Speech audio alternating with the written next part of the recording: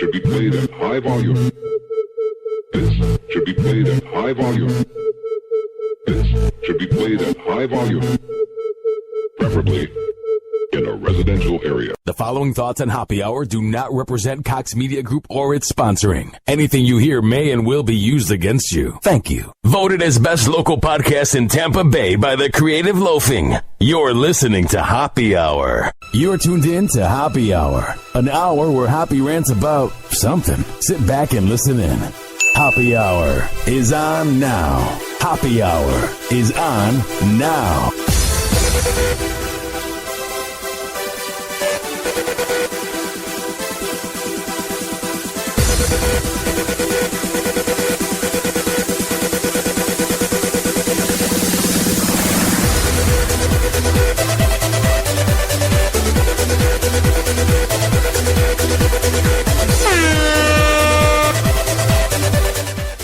What's up? This is Happy Hour. I am your host, Ryan Hoppy, and for the next hour, I want my show to change the way you think about things. For the next hour, I want my rants and my opinions to broaden your horizon.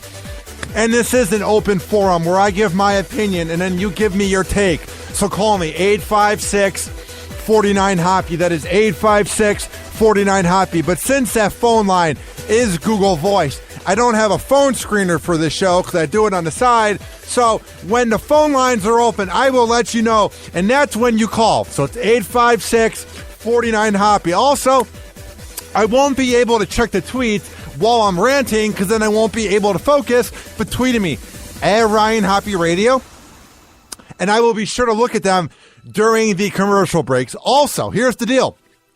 You can message me via the Hoppy Radio app in the Google Play and iPhone shop. Search up Hoppy Radio, Hoppe Radio, and you can chat me live. If you're listening via Spreaker on the desktop, blah, blah, blah. Say what's up. Finally, help Happy Hour win his best local podcast here in Tampa Bay by the Creative Loafing. Go to tinyurl.com/vote for Happy Hour. That's tinyurl.com/vote for Happy Hour. There, I'm under a lot of categories. The one I care about is Best Local Podcast. And the one that intrigues me is Best Morning Show.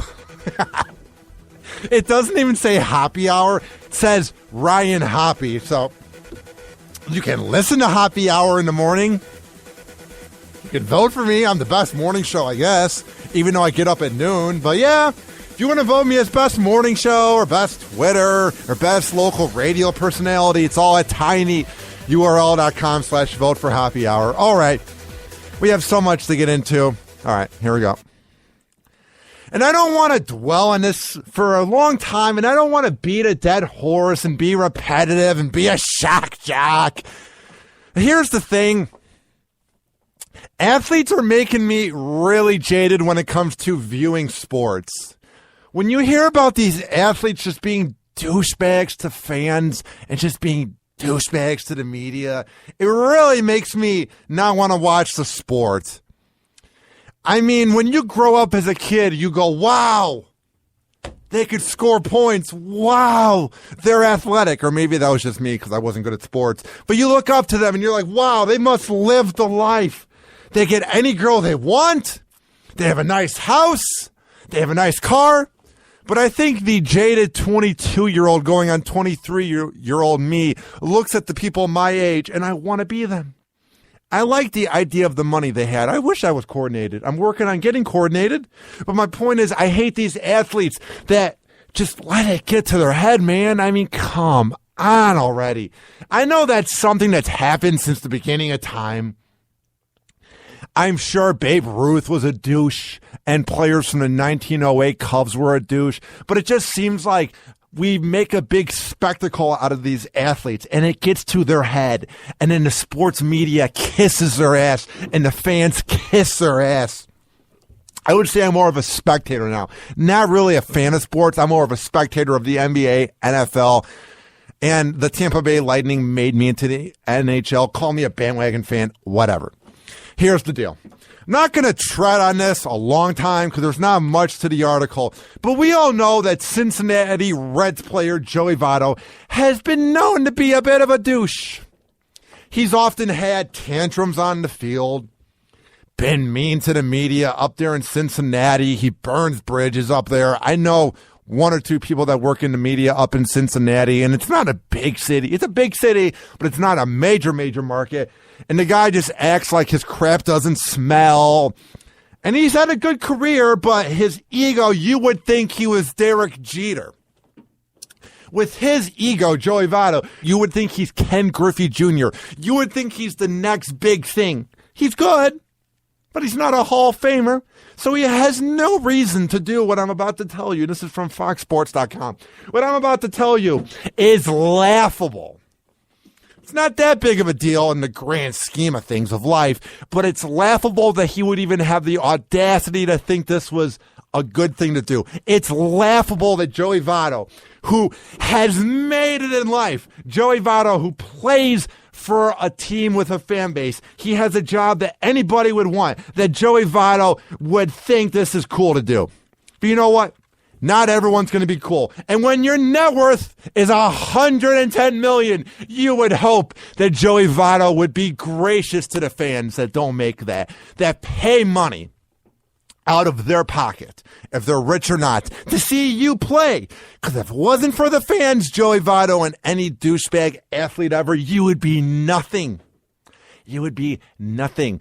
If it wasn't for the fans, you wouldn't have the endorsements. You wouldn't have the attention. You wouldn't have the jersey sales. I mean, there are a ton of good athletes in the MLS, but nobody watches soccer in America. And if you do, it's overseas. Nobody watches the MLS. And I'm sure they're more grateful than these douchebags that play baseball. I see this headline. Like I said, Joey Votto's not going to jail for this. He's not really burning a bridge because he's already burned a lot. But it says here, fan says Joey Votto ruthlessly rejected a young fan's autograph who wanted him to sign his batting gloves. Now listen, you don't have to sign everything, because if you sign one thing, then you got to sign another, then you have the crowd's attention, then every fan feels like they should be like that fan that got the autograph, blah, blah, blah. I get it. You know what you could do if a fan says, can I get an autograph, and you don't want to give one? Say, sorry, I can't give autographs, but I appreciate you coming and seeing me play where my net worth is $110 million. It's not what Joey Votto did. Here's what Joey Votto did. It says here, and this is from Nick Schwartz of FoxSports.com. The Cincinnati Reds capped their series with the San Francisco Giants at AT&T Park with a 2-1 win on a night when Madison Bumgarner pitched 8 strong innings, and Reds first baseman Joey Votto went 2 for 4 to have his hit streak of 12 games. So, you know, he should be in the moment. He should be happy that he has a 12-game hitting streak. He should embrace it with the fans that are rooting for him. But no. During the game, a young fan sitting in the front row asked the 4-time player and 2010 MVP to hand over his batting gloves. Joey took a savage response to the kid. So even though the kid wanted him to sign the batting gloves and the kid wanted his batting gloves, I get it. I get it. It's not the typical autograph. I get it. It's an annoying thing to ask for your batting gloves. I get it. It's not normal that a kid goes, can I have your batting gloves? It's not the typical autograph. But you know what? Kids are brats. But you know what? That kid is the reason you're famous, because that kid represents every kid that looks up to you, Joey Votto. Here's what the kid said. Can I have the batting glove? And here's what Joey Votto said. Joey didn't say, sorry, no, thanks for watching. Let's get that W. Thank you. I appreciate the support. I appreciate you making me an overpaid imbecile. No. What Joey Votto said was, you're sitting in the front row. You're elite. This isn't a Make-A-Wish Foundation.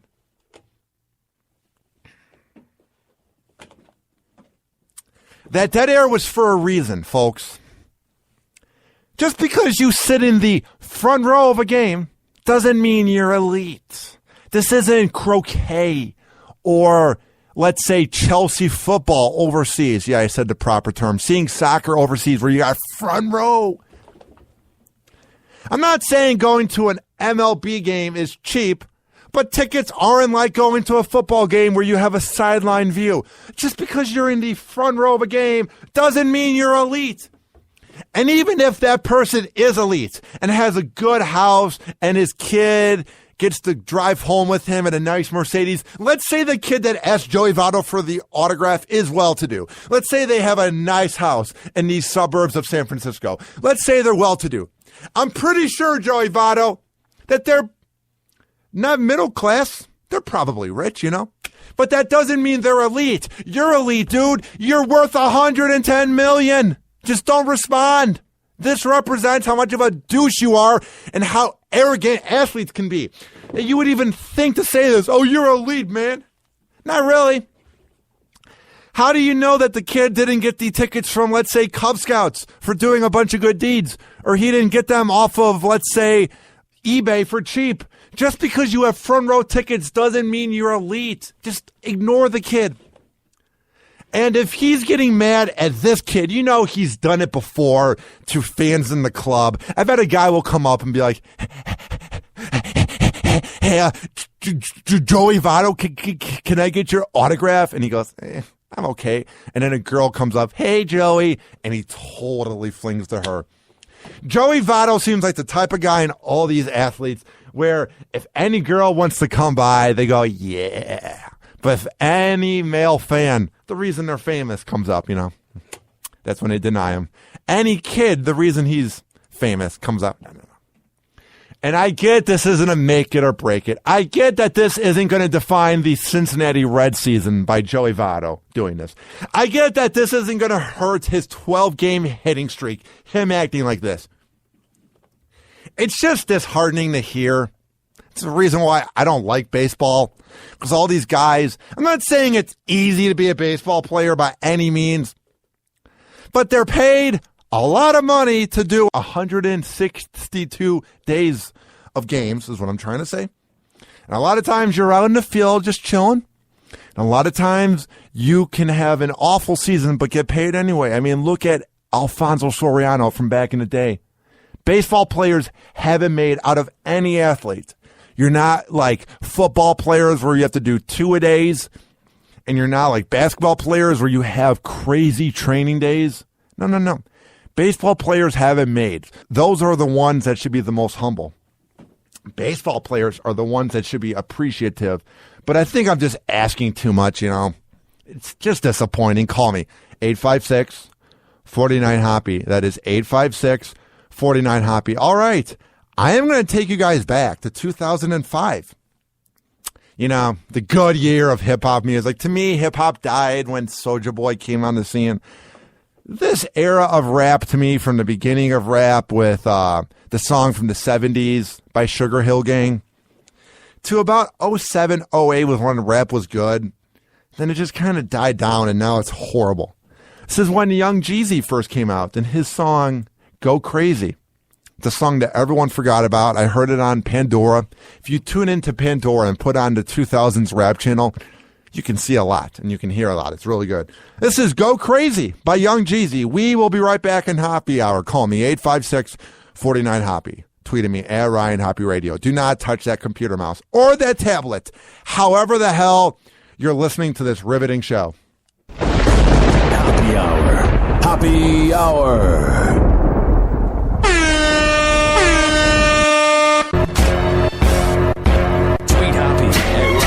Radio. Email him, Ryan@HoppyRadio.com, and give him a nice, sexy Snapchat at Hoppy Radio.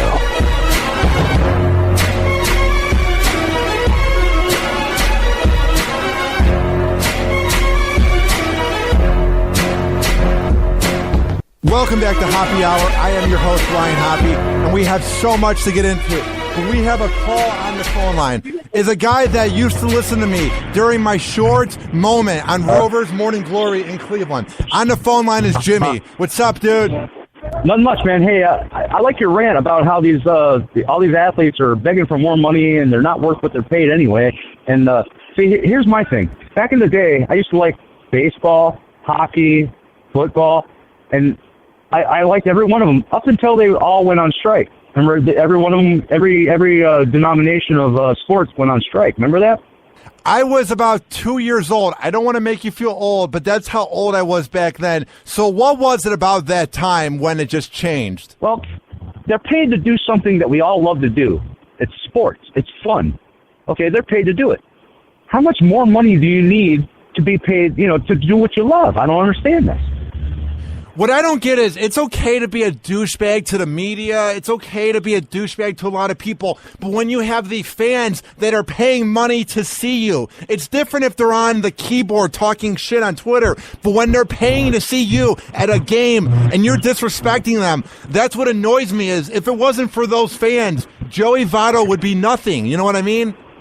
That's true. That's true. The fans pay their wages, and they sit there, and they collect it, and they think, oh, I'm greater than God. I'm this, I'm that. Now, I want to ask you, is there a lot of players on the Indians, because you're in Cleveland, or is that team pretty likable, because I know they were doing well after the Cavs brought home a championship? They're doing very well right now, and they are a great team, but what I can't stand is how they don't do their job if they're not having fun or whatever. They're just not doing their job. They make it so that everybody suffers for their wrongdoing. For them being greedy, I guess you could say. How is Cleveland doing? Because it seems like it's growing by the minute. I mean, you guys finally won a championship, and then you have the Republican National Convention in town. Is the vibe of Cleveland pretty good right now? Oh God, Hoppy, you don't understand. I mean, since the Cavaliers came with their championship, it has been ongoing mayhem. I mean, kind mayhem. There's been no riots and everything. I love that. I mean, I love how Cleveland has handled all this, even during the Republican thing. Everything was great. No outbursts or anything like that. But I mean, the fans, they took it very well. We love having championships up here, and we love having a team that can actually do something. Hopefully, the Browns and the Indians can do something. Going back to your point about the cops, everybody is quick, bro, to rip into the cops when they do bad things. But I thought it was a disgrace that nobody gave the Cleveland PD any credit for nothing going down at the Republican National Convention. Your cops did a hell of a job making sure that was a well-behaved event. Oh man, Hoppy, our cops, our EMS teams, our fire, everybody was on point. Everybody, it was a great vibe in Cleveland when that happened. We had the parade. We had a couple incidents there, but it was just minor. I mean, we'd have nobody blocking the roads or anything like that. It's stupid stuff. Now, when I left the show in Cleveland, Rovers Morning Glory, most fans hated me and most fans said mean things, but I remember about 20 people that have kept in touch with me and said nice things over the last year and a half. So I appreciate you giving me the call, and I know who you are. I'm not trying to be creepy. I'm just saying I appreciate everything, Jimmy. Hoppy, I stick with you, buddy. You were always kind to me on the phone. You're a great phone screener. You did very well.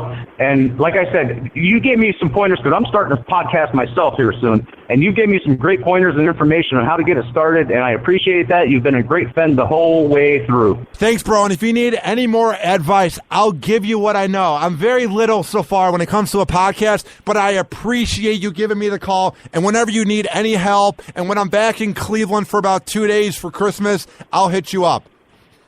Hit me up. We got to hang out, buddy. Hell yeah, bro. Have a good night, and I appreciate you giving Happy Hour a call. You too, and have fun on the phone there, buddy. I will, bro. Peace out. Peace. That was my guy, Jimmy Smith. A lot of fans, wow, did they not like me when I left Rovers Morning Glory, or should I say fired from the show in March 18th, 2015. But Jimmy Smith was always one of the guys who was really cool to me because I remember, and I try to dwell on the past, but oh my God, the day after I made those choices and I got fired, I take this nap after getting the call from being fired. And I check my iPhone, and when you don't check it, it'll show you all your, like, let's say, missed calls or missed notifications on the front screen when you press the middle button on the iPhone. Well, I press mine, and you could scroll up and down. You suck, Hoppy. You're a loser. You're a douche. You're an imbecile. You suck. You don't know what it's like to be me saying all the catchphrases for my 9 weeks there. But Jimmy was always one of the cool guys to me, so I appreciate the call. And I do appreciate Cleveland listening. We have a record high number of listens coming out of Cleveland and the cities that RMG is heard out of, and I appreciate it. Because I've been looking at the numbers and the people that listen, and we have a lot of listens now in Texas because I had Derek on from the good old Billy Madison show. So I have a lot of listens in Texas, but Cleveland has been through the roof recently. So I appreciate it, guys. And for anybody that listened to the previous show, you'll know what I mean when I say TBLY. All right, I saw this in the news here, and I wanted to get into it.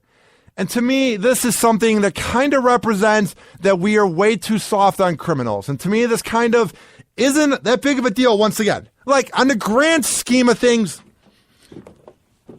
this isn't that big of a deal because the guy's old. But here's my problem.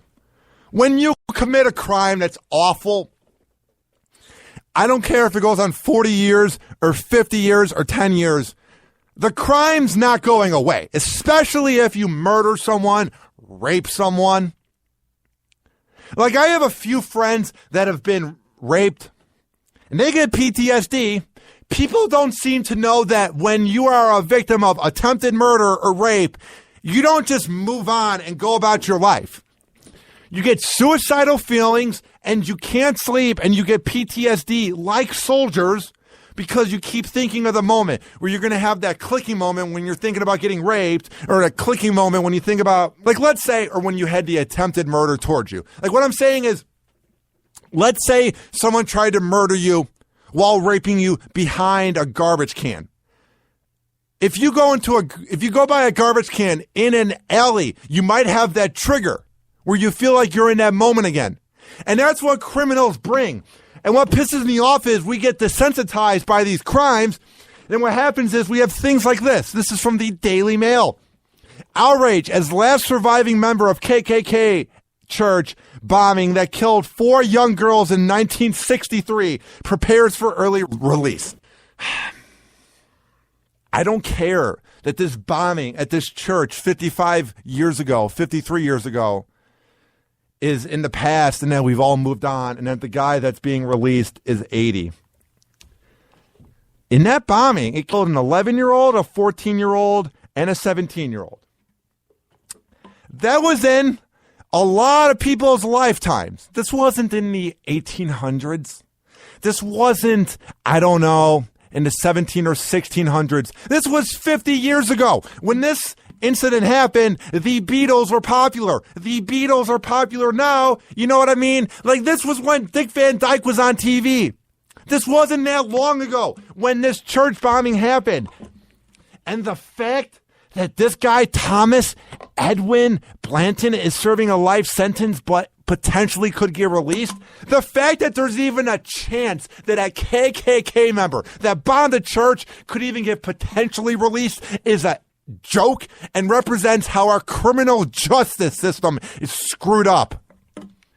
I think it's because we're desensitized by the KKK, because most people now didn't grow up in that era and they're not as prominent.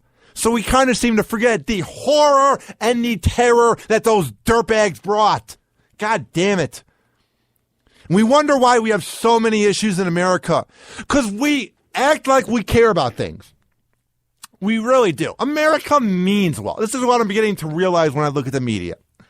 The problem is so much good and so much bad and so much meaningless things happen. So, like, you have the good news, then you have the awful news, then you have the meaningless news like Kim Kardashian. So much news is being thrown at us that we forget about things. And then what happens is, over time, we forget about everything that happened, and then we let people like Thomas Edwin Blanton, a KKK member that blew up a church, we let him basically get out of jail when he had a life sentence. You know what I mean? Like, we seem to kind of forget that the reason we have these problems is we get soft over time. If America wants to prevail, and America wants to be great again, screw you, Trump. Screw you, Clinton. It's not rocket science. I'm not sitting here and saying I have the answer to the problems. But if we really want to set a precedent about the future of this country, we need to be as tough as we were. We are getting so soft. It's ridiculous. 856-49-HOPPY. 856-49-HOPPY. The lone survivor of the Ku Klux Klan member convicted in the Alabama bombing that killed 4 black girls in 1963 is up for parole after spending 15 years in prison for murder. But civil activists spoke Friday against an early release. And you know what's sad? I'm not going to say this on every single show because there's no reason to beat a dead horse, but I'm going to say it again. This isn't being covered by CNN, Fox News, or MSNBC, or any of the outlets. Huffington Post, if you want to call it an outlet. It's basically become a Trump tabloid. You don't see any of these outlets covering the news that is happening in America. Why do I have to go to a British outlet known as the Daily Mail for news? My God, nobody's talking about this. This would be a perfect topic for talk radio and TV, but they're afraid of it because they're soft and it won't bring in ratings. We wonder why everything's happening in this country. Because all the important news is going on the BBC or the Daily Mail, and the goddamn American media won't talk about it. Kiss my ass. I'm sick of this. That's why I'm here. I'm going to save America. Make podcasts great again or whatever. I don't know. I'm trying to speak my mind without coming off cocky. I'm just saying, why is this little podcast out of Tampa speaking the truth more than the news outlets that have the main attention? God damn it. Members of the Birmingham NAACP and other groups held a news conference across the block from the church to protest the possible early release of Thomas Edwin Blanton, 80 years old. He is serving a life sentence for being part of a group of Klansmen who bombed the 16th Baptist Church, a gathering spot for civil movements in Birmingham. If this happened now, the social media, we'd be freaking out. But because this happened 50 years ago, we don't care. We just pretend to care. And I know I've been very critical of anybody that does a protest ever. No, I've kind of called out Black Lives Matter in a nice way, but I've called out anybody that does protest because you just get in people's way and you don't prove a point. But this seems like the perfect thing to be doing a protest for. Why is Black Lives Matter doing protests outside of the Minneapolis Police Department and outside of the Chicago Police Department in meaningless protests that aren't going to do anything? If that movement wants to have universal acceptance, they really should be pushing this. But the problem is that movement wasn't really around. The people that are running it weren't around when this happened, so who cares? And the reason nobody knows about this is because nobody's talking about it. It's a big circle. It all kind of comes together. If you really look at it, the media covering the news really dictates this country. Just saying. The guy's release on Wednesday is a part of the chance that he could get out after 15 years in prison. But Hezekiah Jackson, president of the Birmingham chapter of the National Association for the Advancement of Colored People, said freeing him during nationwide protests over police treatment would send the wrong message. It is our further position that it would be awful for this country. Prosecutors and members of the girls' families also are opposing his release, and some could speak to the parole board. Why is this even going to a board? Why is this even going to a courtroom? He was a KKK member not that long ago, just 55 years ago, that blew up a church. If you're not going to put him to death, the least you can do is guarantee life in prison. He must have a really good lawyer. A really powerful bomb went off in a church in September 15th, 1963, in white opposition to the desegregation of public schools.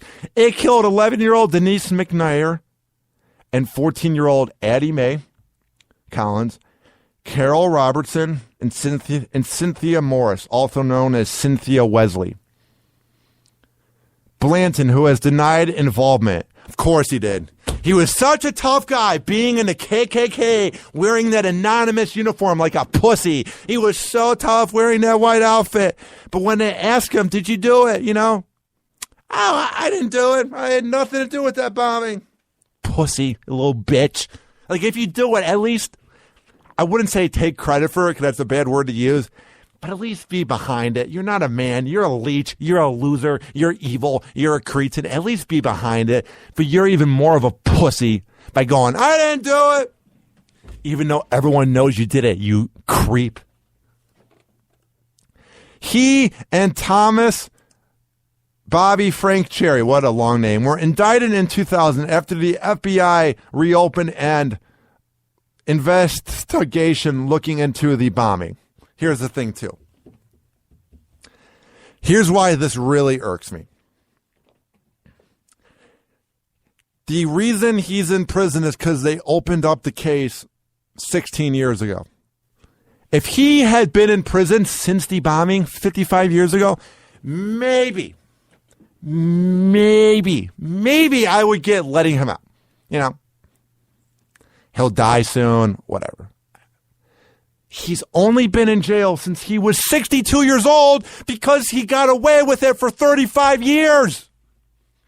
The least you can do is lock this piece of dirt up for the rest of his life. The least you can do is not even have this be a case where he could potentially get out. Huh?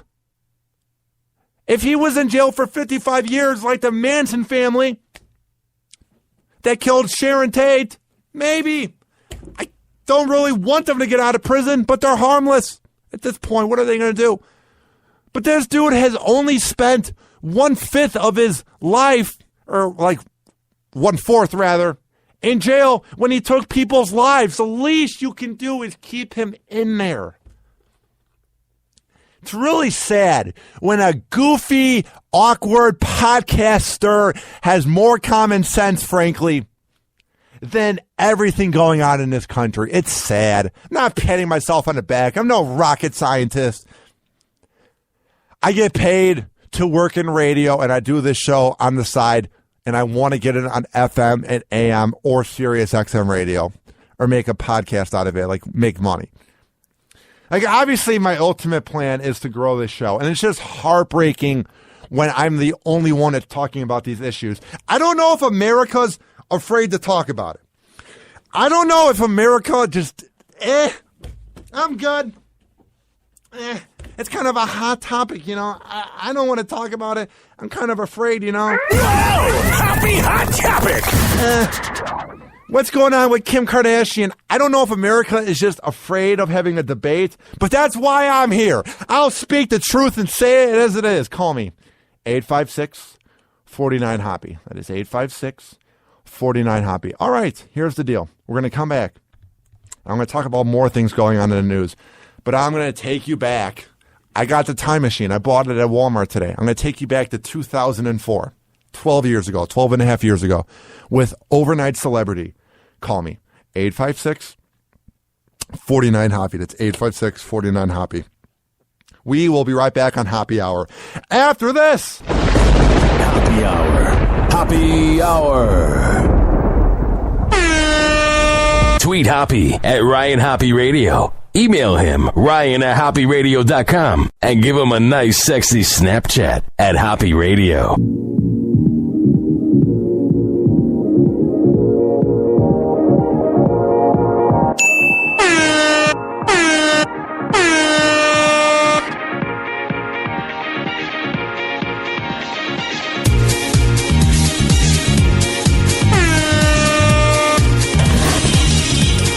Doesn't this song just put you in a good mood? Forget the techno that's out now in Calvin Harris. It's all about mojo. One night in a disco, chilling with my friends. I know I can't sing. Feeling kind of low. It was something about her. Suddenly I saw her, though, she's cute, dancing on the scene. Move, girl. Oh, my dreams. It was something about her, that drew me in. Yeah, let's go. I feel so right and take all night. You blow my mind and some other things. Yeah. Probably comes off so weird seeing me sing on Hoppy TV where the music isn't going into the TV, but it's a video version of me. It's just me singing awfully. Like, I'm not saying it sounds any better when the music's on it, but at least, it's okay. Call me, 856-49-HOPPY. That's 856-49-HOPPY. I mean, how does this song not put you in a good mood? Maybe me singing it literally ruins it. Maybe me singing it literally crushes any potential of this classic by Mojo, Chillin', into the ground. But I have fun, You gotta have fun when you're on radio. It gets so stressful. Life gets so stressful. You gotta have fun, Like Mojo. I feel so right and take all night. You blow my mind. All right, enough of that. Just wanted to have a little bit of fun, whenever that song comes on and I have the headset on here, my headphones, it pumps me up. All right. I remember this case with Drew Peterson back in 2008, and he killed his wife. I think her name was Sarah Peterson. And they couldn't prove it. She died, and there was a thing where she was in a body bag, and people saw him carrying it out of the house, but they couldn't prove that he did it. But he did kill his wife, Kathleen Savio. For some reason, the case was looked into in 06 or 07, but they kind of forgot about it because somehow she drowned in a bathtub. How do you drown in a bathtub? So after Sarah Peterson dies, they go, yeah, we should probably check on Drew Peterson again. To me, because this happened in Bloomingdale, Illinois. It was like a quiet suburb of Chicago, outside of Chicago in DeKalb County. My point is, I think he had a lot of power because he was a police lieutenant in that town. So I think they did a lot of covering up that he killed his wife, Kathleen Savio, 10 years ago. So it's good to see that there's dirtbags in jail. This is from the Daily Mail, because of course you got to go to Britain to get American news.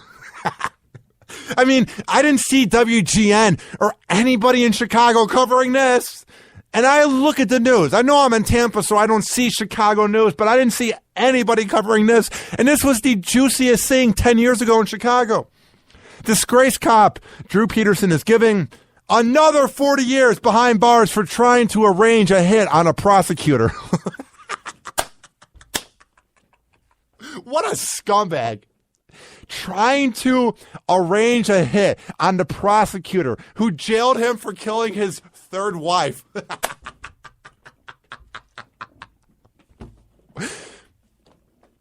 There's so much greatness about this dirtbag in this headline. First of all, it was his third wife. So obviously he wasn't very romantic, and obviously he was awful to be around. And he's given another 40 years in jail, so he has no chance of bail because he's in his late 50s. And he tried to kill the prosecutor and tried to get a hit on him. What is this? The Sopranos? He is jailed for 38 years in 2012 for killing his third wife. Once behind bars, he began plotting to kill attorney James Glasgow. I wonder what that's like when you're the attorney and you're just trying to do your job and you're just trying to put this creep in jail, and then you find out that he was trying to put a hit on you. I wonder how frightening that is. Just think about it. You're doing your job, and you find out that what happens in the mob movies when people put hits on other people actually was possibly going to happen to you. Former cop Drew Peterson has been sentenced to another 40 years in jail for attempting to organize a hit on the prosecutor who jailed him for killing his third wife. Peterson, who was serving 38 years for murdering Kathleen Savio in 2004, was slapped with a fresh sentence for trying to arrange the murder of attorney James Glasgow. He has been in jail for 4 years and was sentenced to get out in parole in 2047 at age 93.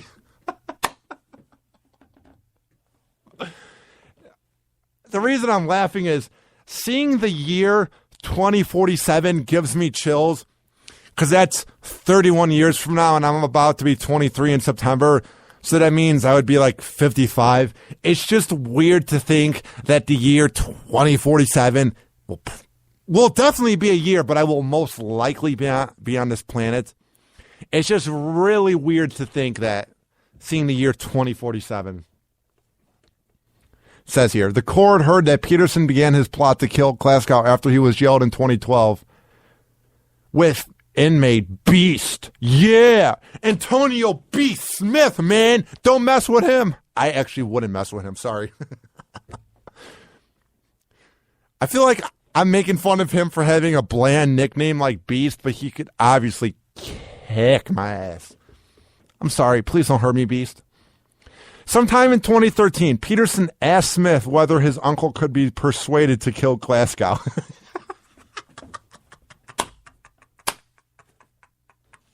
If you were from Chicago and you're listening to this, you would just appreciate how great this is. And it's sad great, because this was the craziest case back in like 07, 08. I remember Dahl when he was on 104.3 Jack FM. I remember he had the Drew Peterson dating game that never went down. I mean, Jonathan Brandmeier, Mancow, Eddie and Jobo, Drex, all the shows back then were having so much fun dissecting this. The fact that he then kills his fourth wife, but never was found guilty for that, even though people saw him holding her dead body and dragging it out of the house in like a tomb. And then you find out that his third wife then drowned somehow in a bathtub. And then that case got reopened. I mean, this was a circus back in the day in Chicago. I think it kind of made national headlines, but it wasn't as big as like Scott Peterson back in the day. Trying to think what was going on back in 07, 08 that could have been more prominent. Well, you had George Bush ruining this country, and then you had the whole thing with Obama running for president versus McCain. So that was probably more prominent. Who would be our first black president? That happening, and then you had the whole thing where the economy crashed and Detroit went bankrupt. There were a lot more important things back then. I hate saying back then because it seems so long ago. God damn it. But back then, then Drew Peterson. But man, this was so juicy back in the day. I used to be such a little geek. And I use the word used lightly. I used to love this. Just watching WGN TV every night and hearing this. You look at the guy Glasgow, and it shows him walking out of court like 2 days ago, and he just looks frightened. I would be too. When Drew Peterson's trying to put a hit on you. There are recordings that they got where he blatantly said, I want to kill Glasgow. He told him that he would have his uncle do it. And here's what happened. B. Smith was recorded as saying, I told him what you said, that the green light's on, that I'm going to go ahead and get him killed. That's what you wanted, right? It ain't no turning back. Once I get the hit done, there ain't no turning back. Oof. And he goes, all right. He says that 6 times. All right, I'm in. From the first time we talked about it, bro, there was no turning back. If I get some booze up in here, Drew Peterson trying to talk black. If I get some booze up in here, we'll party for that night. What a sick piece of crap. You were known for treating your first 2 wives awfully. You then drowned your wife in 04. You then killed your 4th wife. And then you try to put a hit on the attorney that put you in jail. And then you're saying, oh yeah, once we put the hit on him, bro, we'll celebrate. It's times like this. I may be goofy. I may be awkward. I may be a little self-conscious at times, but it's times like this, I'm glad I'm not sick in the head and I'm not evil. It's times like this, I'm really glad I'm not an evil criminal. Oh man, this is great. And it's showing the video of when he was first taken in like 2011, and he's wearing the red jumpsuit, and he's screaming. Oh, my God, this was the greatest thing in Chicago media back then. Oh, my Lord, I loved it. It basically just goes on to say all the details, and that's about it. Call me, 856-49-HOPPY. That's 856-49-HOPPY. Absolutely no doubt that he killed his wife. Yeah, we know that. That's what one of the comments says. I love reading the comments on the news sites because they can either be really positive, or really negative, especially if you go on like a Trump news article or Clinton. Nobody's getting along in this country, especially online trolls. I see one comment here that is left here on the Daily Mail that I like. It says here, just imagine what type of cop he must have been. It's not a bad point. Random person from Cambridge. It's not a bad point. He must have been the cop that kept things low-key and did a lot of favors. I mean, he basically got away with murder for 4 years until he killed his last wife. And then people started to look into the murder of Kathleen Savio, and he was known for beating up his first 2 wives when he had 4 altogether. He must have been that scoundrel leech of a cop, just letting things slide. And he must have been that cop that would pull anybody over just to try and get the quotas. All right. Here's the deal. Happy hour has come to an end. I know you're sad. I know you're heartbroken. I know you're not going to know how to go on with your life. You're like, oh no, happy hour is about to end. Happy hour is about to end. But first, it's time for last call. Ow. Ow. Ow. Ow, I hurt myself. Ow.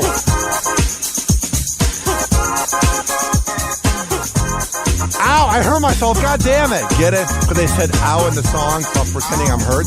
Ow! Sprained my ankle. Love this song. Hell yeah!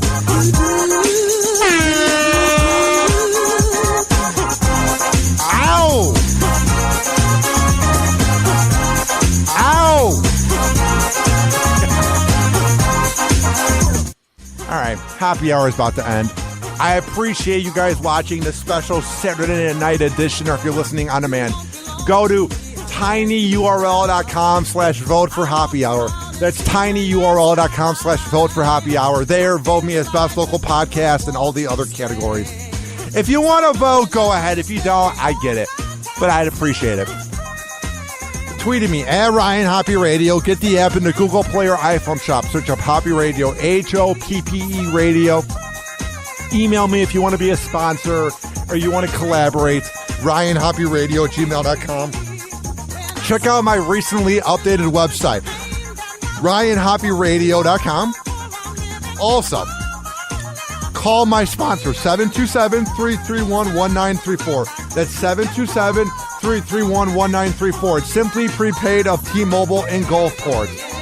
They are at 5014 Gulfport Boulevard South. If you go there to Simply Prepaid of Gulfport and you talk to Tony Spinney and Patrick McVicker, and you go there and you talk to his lovely wife and the 2 people in the tech department, Ryan and Ryan, and you say that Ryan Hoppy sent you from Happy Hour, they will hook you up with a really good deal, Simply Prepaid at T-Mobile. Support my other sponsor, Soli's Graphics out of Duluth, Minnesota, with my Midwest accent. tinyurl.com/happy hour decal. That's tinyurl.com/happy hour decal. For just $2, you can support Happy Hour. And you can support small business in Minnesota.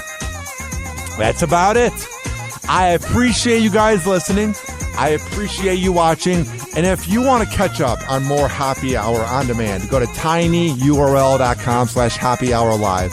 All the live streams I've done, which I appreciate you guys watching, is on YouTube. I'm trying to make it in this business. I'm trying to humble out, but I got big plans for what I want to do. Monday on Happy Hour, Tyson Monroe from The Broken Table, a part of the Crowded Channel Network, with John Senning, Jake Heron, and Dennis Walker. Tyson Monroe, the co-host of The Broken Table, will be sitting in on a show for his new weekly segment where he sits in. This has been Hoppy Hour. I am your host, Ryan Hoppy, saying peace out.